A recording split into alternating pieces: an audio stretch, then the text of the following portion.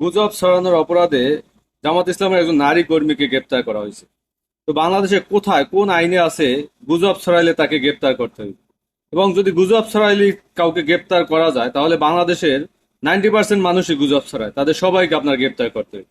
আর সব থেকে আগে গ্রেপ্তার করতে হবে রাষ্ট্রপতি শাহাবুদ্দিন চুপ্পু সাহেবকে, কারণ তিনি তো গুজববাজ। তিনি আগে বলেছেন স্বাধীনতা ঘোষক বঙ্গবন্ধু শেখ মুজিবুর রহমান, এখন আবার বলতেছেন স্বাধীনতা ঘোষক জিয়াউর রহমান। তাহলে তিনি কি গুজববাজ নয়? তাকে কি গ্রেপ্তার করা উচিত নয়? তিনিও তো তথ্য দিয়ে বিভ্রান্তি করতেছেন, গুজব ছড়াইতেছে। তো গুজব মানুষের একটা বাক স্বাধীনতা, গুজব এখন একটা রাজনৈতিক অংশ হয়ে গেছে। গুজব ছড়ানো, মিথ্যা বলা, ভুল তথ্য দেওয়া, এবং বিশেষ করে বাংলাদেশের প্রাতিষ্ঠানিক যে প্রতিষ্ঠানগুলো আছে, যারা নিউজ মিডিয়া, প্রথম আলো, ডেইলি স্টার, কালের কণ্ঠ, এরা তো প্রতিনিয়ত গুজব ছড়াই যাইতেছে। তো এদেরকে কেন বন্ধ করা হইতেছে না? এদের সম্পাদকদের কেন গ্রেপ্তার করা হইতেছে না? তো এই যে দিশারিতা, যে আপনার একজনকে ভালো লাগবে না আপনি তাকে গ্রেপ্তার করবেন, আর অন্য একজনকে গুজব তার শুনতে ভালো লাগে তাকে বাহবা দিবেন, এই রাজনীতি থেকে আমাদের বেরিয়ে আসা উচিত।